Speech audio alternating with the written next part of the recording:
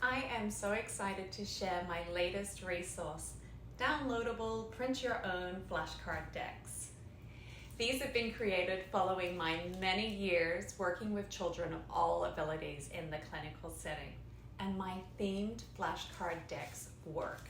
The kids love them because they're engaging and they encourage movement, learning, coping skills, and just plain fun. From dinosaurs to Halloween, each deck includes suggested and themed centering techniques, warm-ups, guided meditation, relaxation, yoga-based movement, and games.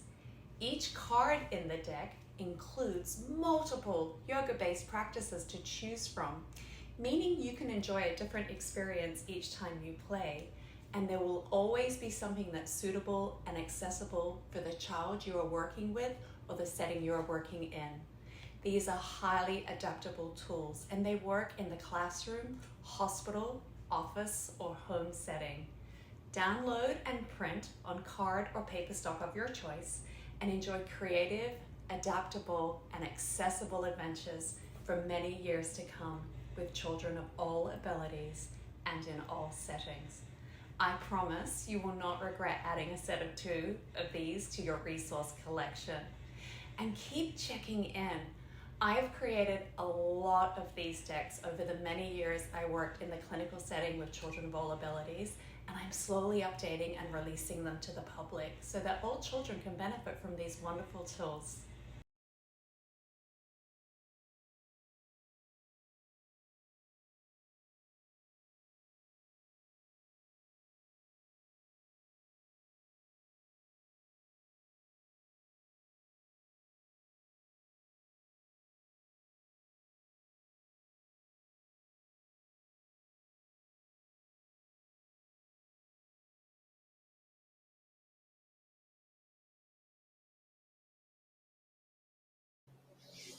Hi, I'm Lisa Roberts from Yo-Yo Yoga School. Welcome to Movement, Meditation and Mindfulness, a training program for pediatric professionals, educators, and parents. This is session 20 in this webinar series, and today I'll be presenting movement, meditation, and mindfulness in the clinical setting. So my experience is leading movement, meditation, and mindfulness sessions for children in the pediatric clinical setting. However, I will point out that regardless of the age of patients, movement, meditation, and mindfulness skills are beneficial for all patients, regardless of their age. Today's focus, I will be sharing some of the techniques I use when working with children. However, I just wanted to point out and remind you all that all ages, all patients do benefit from these kind of services. So what is movement, meditation, and mindfulness? My program is yoga-based because that's my training and my background. I am an experienced registered yoga teacher, a registered children's yoga teacher, and I hold a certificate in children's yoga therapy. And over the past 10 years, I've developed a lot of tools and training for pediatric professionals, educators, and parents to do what I do based on my 10 plus years experience working in the clinical setting with patients of all ages and all abilities. So when we think about movement, meditation, and mindfulness, and really break down what it truly is, it's moving mindfully and with awareness. It's breathing mindfully and with awareness. It's meditation, relaxation, and learning how to self-soothe and self-regulate and self-relax. Stretching, both active stretches or more restorative passive style stretching where the body, it relaxes and is supported by props and gravity and the body position all combined together to gently and restoratively stretch the body. And inner reflection, and this is a skill I really love to teach anybody, but especially a patient navigating a hospital stay, that ability to turn the attention inward and take a moment to reflect and think about what they need in that moment. What will support them the most? How can they help themselves feel better in the moment? Whether it's some stretching or a breathing technique or some guided relaxation. And I always encourage my patients to learn this skill, to develop this skill, and we work together to plan their session and provide the tools that they need in that moment to feel supported. So when we think about it this way, we realize that movement meditation and mindfulness can be very valuable in the clinical setting, and that it is highly adaptive. It can be adapted to be accessed in a bed or in a chair or in a wheelchair. In my hospital, we actually have these wonderful benches in the windows, and that's a wonderful place for a child just to get up out of bed and move. May not be able to move around a lot, so just that short few steps from the bed to the bench, they feel they've achieved something. They get up out of bed, they're moving just a little bit, and then we can use that bench area for either gentle stretching or some mindfulness activities such as breathing techniques or even guided relaxation. Obviously, we can go the typical traditional route and work on a exercise pad or a yoga mat. And then there's also gardens or any communal areas that can be, if the patient's able to leave their room or their floor, that's also a nice area to explore movement, meditation, and mindfulness. And then, of course, you have groups. So I will also touch on this today. While a lot of my work is one-on-one with patients with a therapeutic approach, in the clinical setting, there's also the option to provide these services to groups such as patient support groups, parent support groups, siblings, and then patient camps as well. So lots of opportunities in the clinical setting to introduce movement, meditation, and mindfulness. So what are the benefits of these skills for children? And this is just general overall, and it actually does apply to adults as well. So we're looking at self-regulation and the ability to self-regulate, self-soothe, and that we step back again to that learning to reflect and have that ability to inner reflect and recognize what one needs in a given moment, and then having the tools to provide that need. Empowerment. So when we're in the hospital, when we're navigating the clinical setting, we give up a lot of control and a lot of power, whether we're a child or an adult. When we're facing a new diagnosis or a scary procedure, we give up a lot of empowerment. So having the tools to be able to step in and take control of how you feel in that moment is very, very empowering. Mental health, physical health are all aspects of movement, meditation, and mindfulness that are really strong benefits. Self-esteem, and then the ability to focus and increase learning. Now why am I mentioning this for clinical yoga? So obviously this is a wonderful tool in the classroom or in the learning environment, but in the clinical setting, we're also providing patient education. In a children's hospital where I work, children are participating in school if they're able to. So these skills translate beyond their hospital setting and are life skill they can take and apply to their life outside of the hospital. They can apply it in the hospital while they're taking school, but also from a clinical perspective, they can increase their ability to learn by using these skills. Staff can use these skills with a patient before they begin their occupational therapy session, before they embark on their physical therapy session, while they're having a discussion with the psychologist. These are all learning situations for the patient. So these skills can help the child to focus and really absorb what they're learning and take it away with them and apply it to their diagnosis, their stay, their procedures. So coming back to patient education, the ability to focus is really, really highly valuable for patient care. So all of those benefits that we just discussed, let's apply them to the benefits for patients within the clinical setting.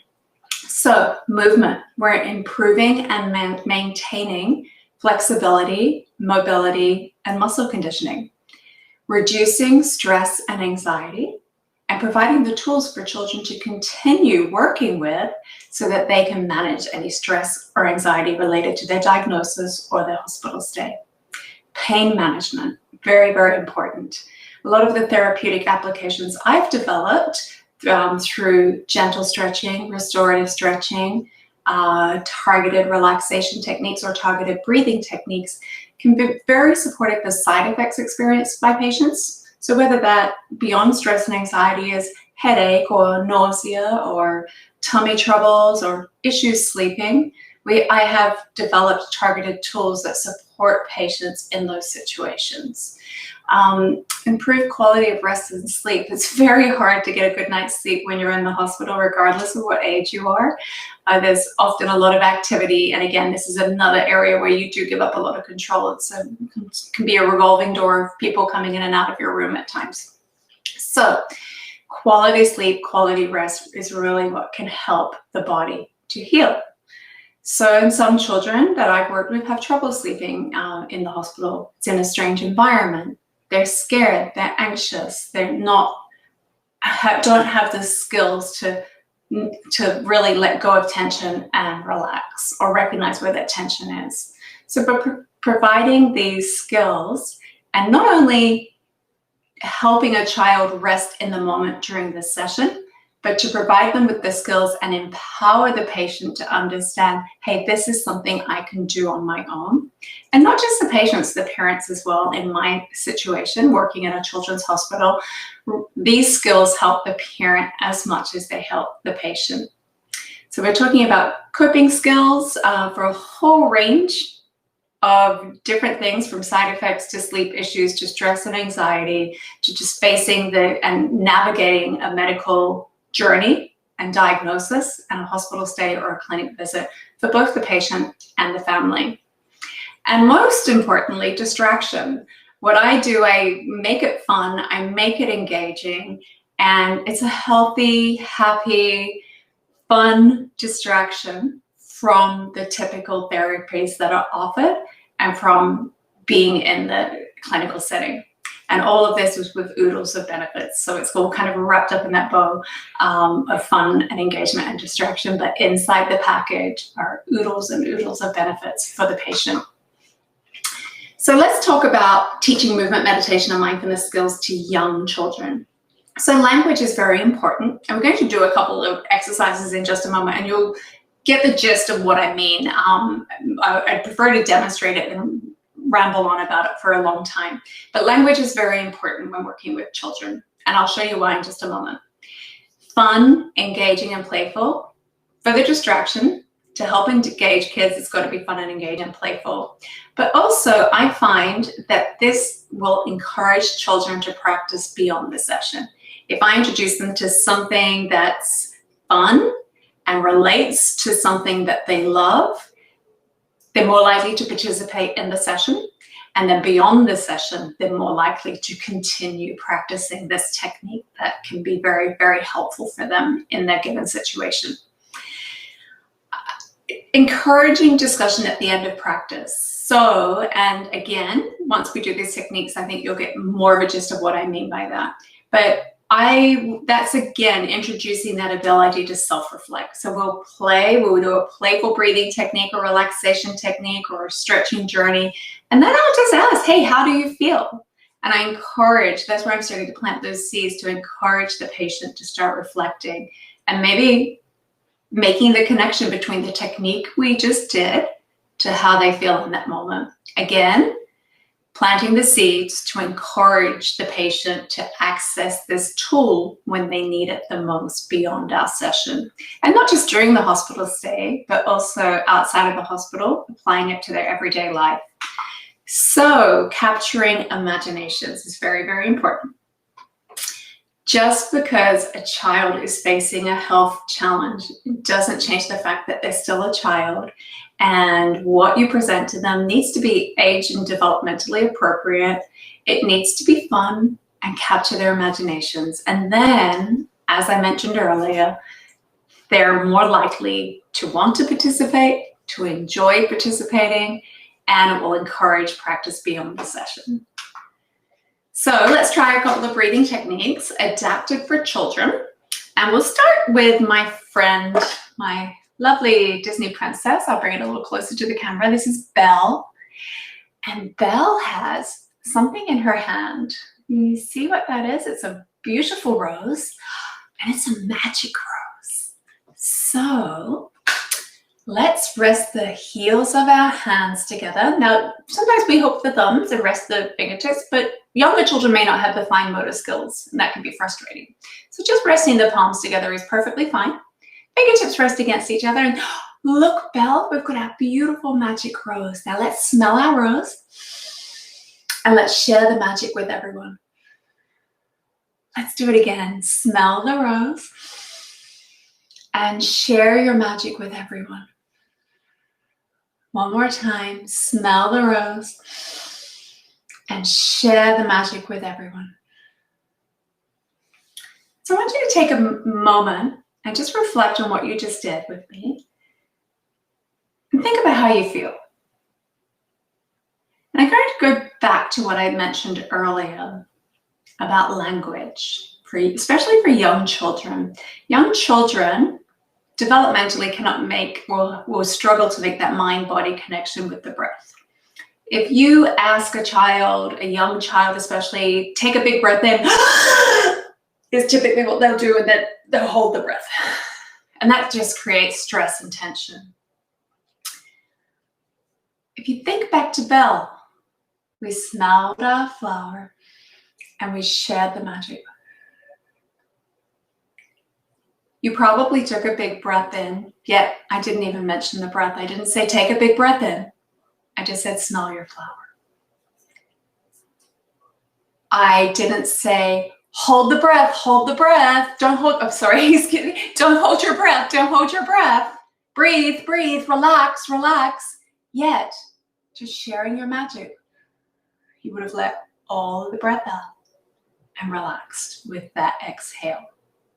So without once mentioning the breath and using something fun, something a child may love, such as the Disney Princess Belle, we took a big breath in, we let that breath out, we continued breathing, and we relaxed without once saying, take a big breath in, relax, don't hold your breath.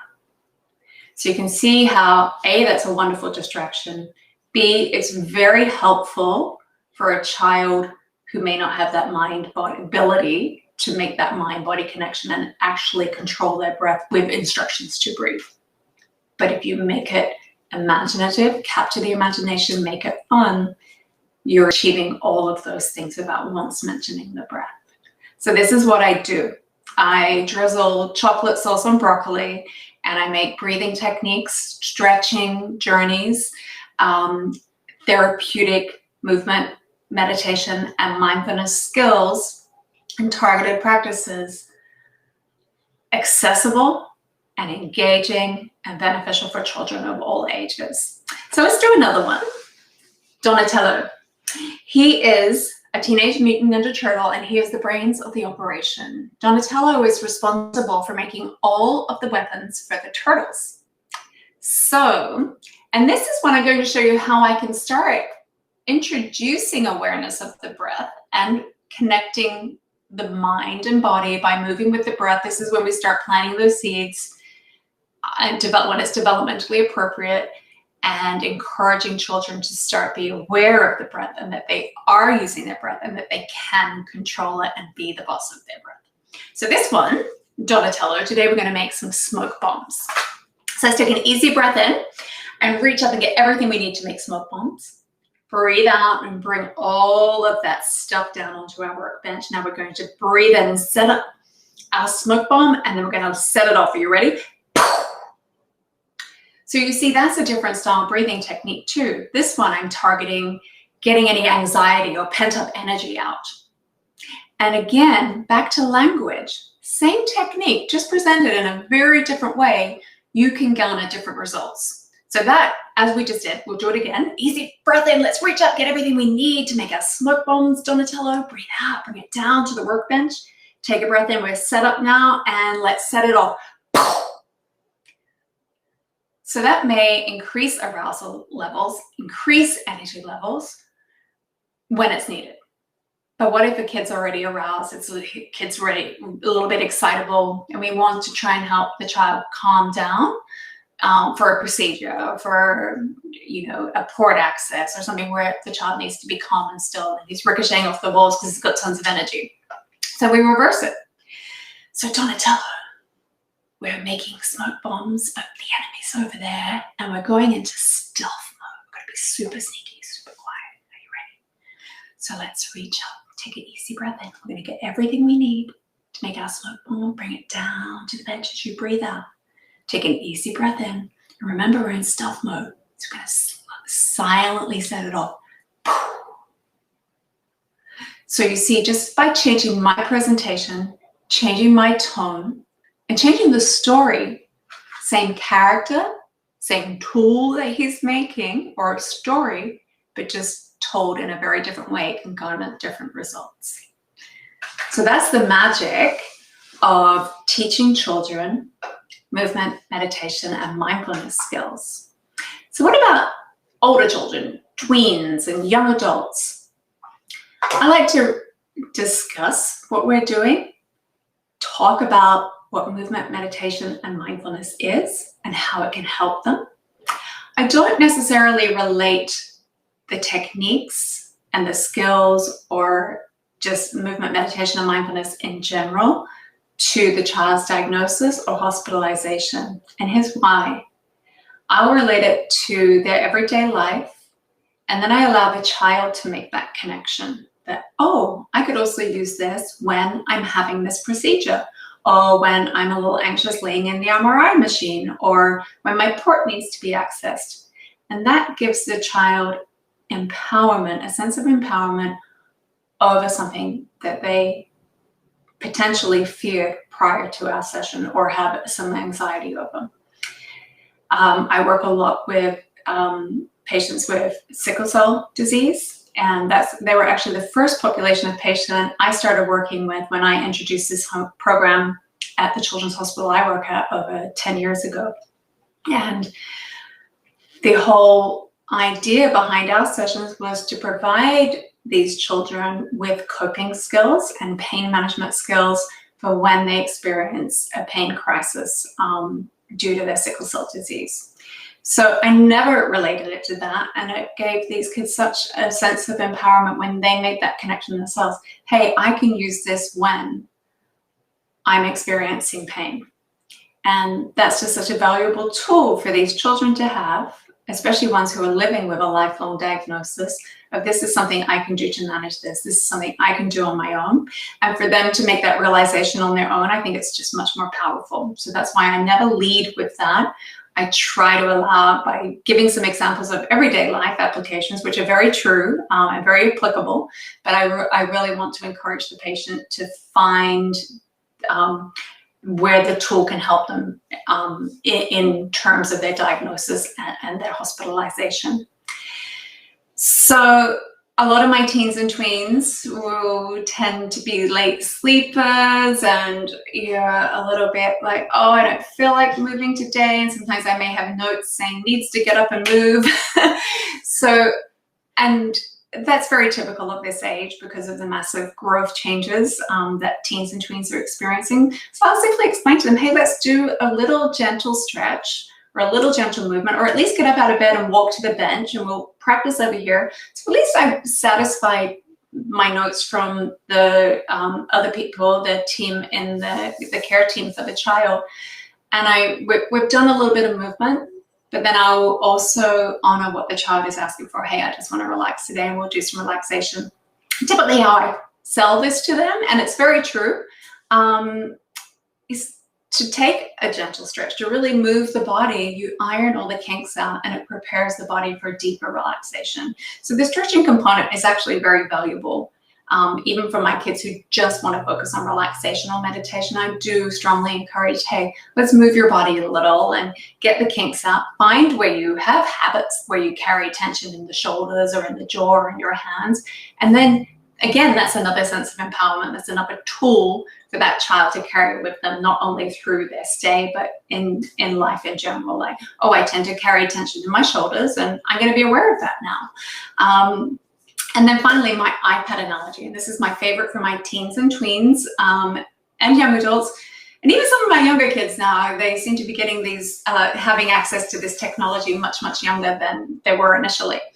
So most of the kids I work with will have some form of electronic with them, and when I explain that our minds and our bodies are just like our electronics, there's tons of apps and they're all running at the same time, and our batteries can run low, and our bodies are just like that, then they get it because it's something that has stake for them. So I'll ask them, hey, what happens if you forget to plug that in? Oh, battery dies. And what happens if you have all the apps running at once and you're trying to play a game? It can be slow and sluggish. So yeah, we're just like that. So let's close down your apps and plug you in, charge you up, and you'll be just like your iPad. You'll be able to run at a much more optimal level, and with a fully charged battery and all of your apps kind of rebooted. And they get that immediately. It's a very simple analogy, but then it really helps to explain the importance of this work and these tools and techniques for children. And I think some adults too. So let's talk about movement. When we think about movement, and especially when we think about yoga, and this is why I've moved away from calling this work yoga, because when people hear yoga, they think downward dog, headstand, and all these wild, crazy contortion-style yoga poses. And that's really not what it's about. It's yoga-based stretching, but adaptive movement sessions are designed for the individual. I design them one-on-one based on what a child needs. And it's yoga-based stretching, but gentle movement, restorative, supported stretches, like I was talking about earlier, where body position, gravity, and props all combine together so the body is fully supported and gently, passively being stretched. Breathing techniques linked to the body movement to help stretch safely, and also meditation instruction can be all incorporated. And this can all be accessed anywhere, in a chair, in a wheelchair, in a bed, with an IV pole, during a procedure even. It can be some of these techniques. A child can be, for procedural preparation, be taught some of these techniques and then be reminded to access them during the procedure.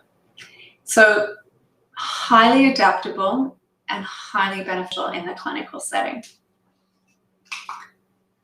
So, is this appropriate for all patients? Yes and no. Yes, and here's why. Because no matter what's going on, there's always something that can be done. Whether that's a gentle in-bed stretch, whether that's guided meditation and relaxation, or guided breathing. There's always something that can benefit the patient no matter how they're feeling. However, before proceeding and introducing movement, meditation, and mindfulness to a patient, there needs to be awareness of the medical diagnoses, conditions, any treatments or procedures or medications, so that you're aware of what is safe for this patient and also what they may need. Physician approval. So the physician needs to agree that the patient is appropriate for movement, meditation, and mindfulness. Care team input. I get input from and notes from the care team before I see a patient. So I know what the goals are, what the joint goals, and what the patient may need. Also, as I mentioned earlier, while honoring what the patient comes up with themselves based on their self-reflection. So we kind of combine all that to create their session. So it's fully supported for the patient. And then having the ability, the knowledge, and the understanding of how to safely adapt, especially movement, anything you're offering to suit the child's developmental, diagnostic, and mobility needs. So that's very important. So there's a lot of things that need to be understood before going in and working one-on-one with patients. So identifying and meeting patient needs, how do we do that? So what are the needs of the patient? Medical, psychosocial, and this comes from communicating both with the patient and the care team. Are there any restrictions? Maybe the patient has just had a surgery and there's some mobility restrictions. So in that case, what you're offering to the patient, you would edit that as you went in. You wouldn't offer an out-of-bed stretch to somebody who's recovering from spine surgery. It would be, hey, would you like some breathing techniques or some meditation techniques? Let's explore some of these. So the energy level of the patient. So what is the energy level of the patient? Do we feed into that? Do they need some more? Are they feeling kind of sluggish, and do they need to get up and move to boost their energy? Or do we need to tap into that and provide some tools to help them rest and sleep some more? And again, that comes to knowing what the needs of the patient are from the input from the care team, and then gauging the reason for the energy level of the patient, and then taking that into account. So taking all of that into account, what practices would truly benefit this patient in this moment? Taking into account, of course, the goals of the psychosocial team, of the medical team, of physical therapy, occupational therapy, and being aware of what other services the patient is receiving. So what will engage and benefit the patient? What's the developmental age of the patient? And these are all very important. Maybe my 18-year-old is not going to be so keen on a Disney princess. But what if my 18-year-old is developmentally 5? So again, this may be appropriate for an 18-year-old, so being aware of that. But then if I was offering movement, I need to make that movement fun and engaging, themed, yet I need to be aware of the developmental differences of an 18-year-old body physically. So this all is very, very important part of education and training for the person who is leading these sessions for patients. And all of this needs to be considered. And then what will engage and benefit the patient? That's the most important. We want the patient to have fun. We want the patient to be learning valuable tools that they can access and having their needs met in terms of patient care. So inner reflection and empowering the patient, these are really, really important tools that I like to consider as well when I'm designing my sessions and meeting with a patient and creating a session with them to benefit their experience with me. So inpatient programming, just to review very quickly the value of inpatient programming. What I do is one-on-one bedside, and I think that's very important because that way you can, and in the next slide we will talk about outpatient offerings, including group sessions, which are definitely valuable. But in terms of inpatient care, even children with the same or patients with the same diagnosis, or their reason for hospitalization or the stage that they're at or anything they're experiencing can be very different and is absolutely unique.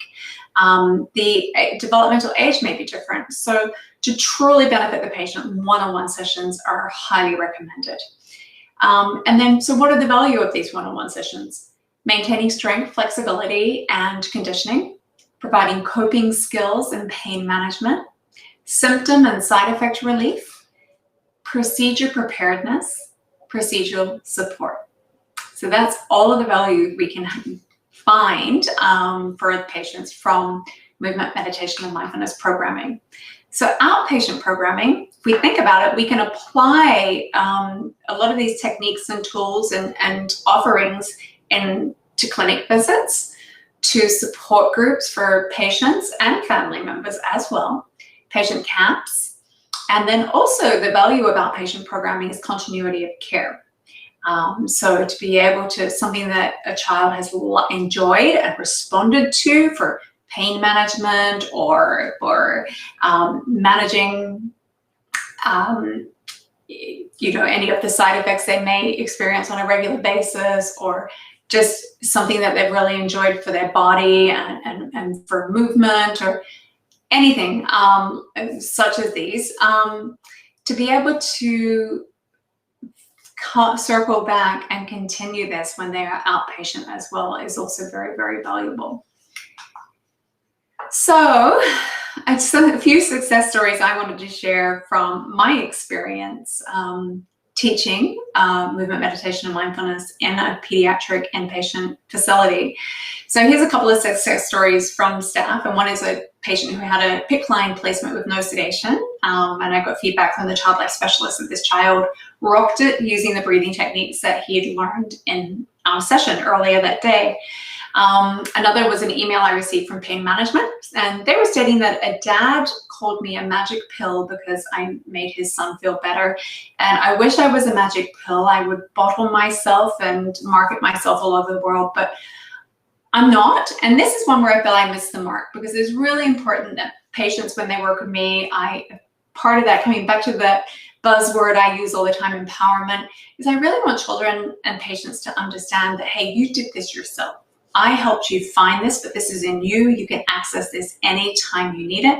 You don't need me. Now that you've found this tool and it works for you, this is yours. Maybe we'll work together to add to your toolbox and explore more techniques that may be helpful. But anything that you do with me, you can do by yourself when I'm not around. And then finally, there's a note from a sibling playroom staff member talking about how a child who obviously had some very heavy stuff about his sister's cancer diagnosis weighing on his mind. And after our session and our little guided meditation at the end of our session, he shared what was weighing on his mind, so he could get the help that he needed and the attention that he needed, and also be directed to appropriate conversations pertaining to what was really weighing heavily on his heart. So he felt comfortable and safe to share that, and then we were able in turn to provide him with the services that he needs and the support that he needed.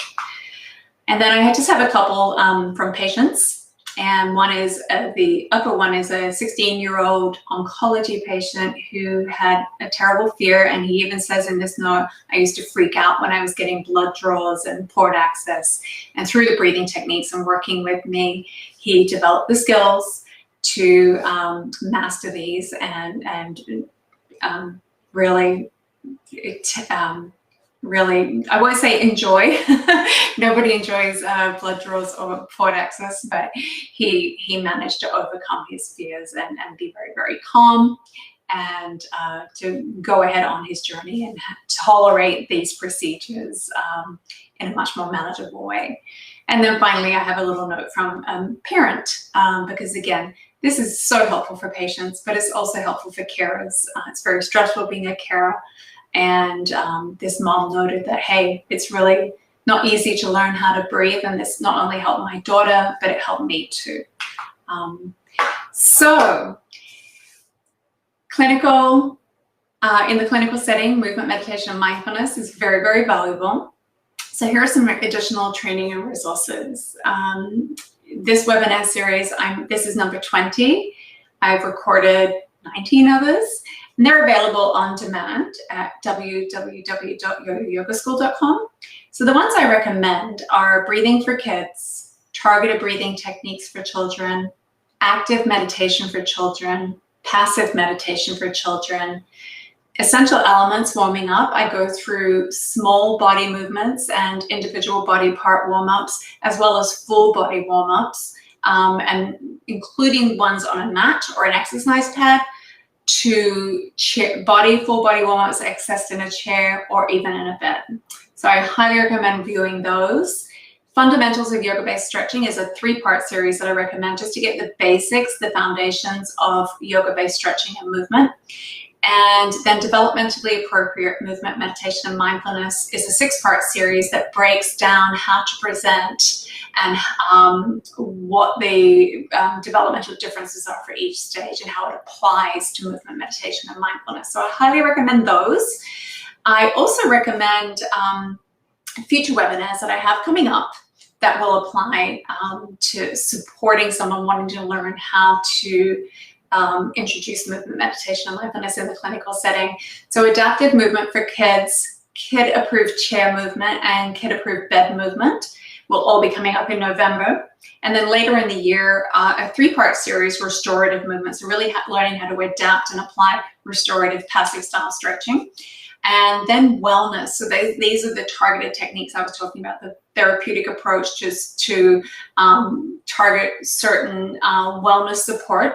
And this is a 12-part series. So this will be early 21. This will be coming up. So definitely stay in touch. Keep your eye on the website. I'll also be making announcements, through my newsletter and blog and social media as these are launching. And these are live webinars. But once a webinar is live, it will always be made available on the on-demand page, which I'll show you in just a moment where these are on my website. So if you miss a live session, never mind, it will be available on demand within 24 to 48 hours. And then some recommended resources. So Teach Your Child Yoga, available at major booksellers, and Amazon.com, also available on my website. And Teach Your Child Meditation. These are very accessible. They are designed and written for children, parents, educators, pediatric professionals. Anyone at any age can pick these up, any age who can read, I should add, can pick these up and follow along with these techniques. They're very simple. There's no yoga language. And it doesn't matter if you have any yoga experience at all. This will help you and enable you to understand the fundamentals of yoga-based movement and stretching, how to teach it to children, as well as breathing and meditation techniques designed to engage and benefit children. So I highly recommend these as resources. And then for guided breathing techniques and meditation and relaxation, I have 3 CDs that I recommend. Breathe is full of breathing techniques for kids as 2, 4, 6, 8, 10. And then we have 2 CDs of guided meditation and relaxation, Chill and Chill 2. And these are also, because not everyone has a CD player these days, these are also available on my website as MP3 downloads. And then the blog, I keep a blog on yoyoyogaschool.com that is updated at least every week, sometimes more often, with tools and techniques that you can access immediately and apply to any setting, really, where you're working with or have children. So I'll just quickly show, so on my website, you'll see on the screen here, if you go to training, the drop-down menu, online learning, and the first window that you see has the dates of upcoming live webinars. And then if you move on, if you scroll down from there, so the same page, you'll see all of the on-demand, and each session has its own title. If you click on learning objectives, you'll see a little introductory trailer that describes the session and what you will learn, what the learning objectives for that session are. And then you have the option to purchase. Purchase is actually rent. They're all available for 72 hours, so you can watch them, pause them, rewind them, go back and take notes and get all the information you need. And then if you go to my website looking for resources, if you click on the resource tab, the drop-down menu has the books, the flashcards, and downloads. So these are the downloads for the CDs. You can download wonderful mindful breathing and meditations that you can play to patients immediately. So you can download those individually or as the whole album. And then finally, resources under books. There are links to the books that I just mentioned. And again, you can find those at Amazon or major booksellers as well.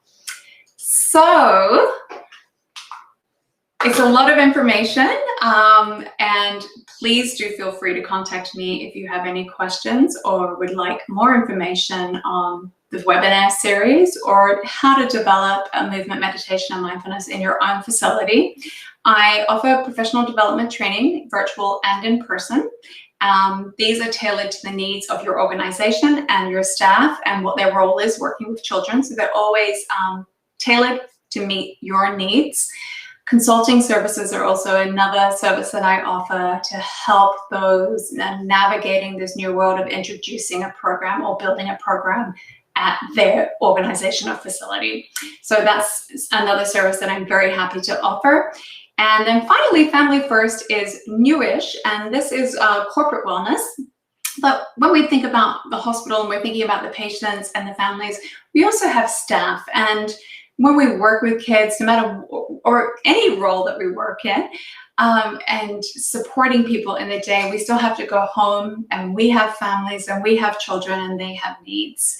And so what I do is I offer targeted, again, employee corporate wellness programs that are either virtual or in person, and I provide parents with the tools, movement, meditation, and mindfulness tools that they can then help them with their own children at home.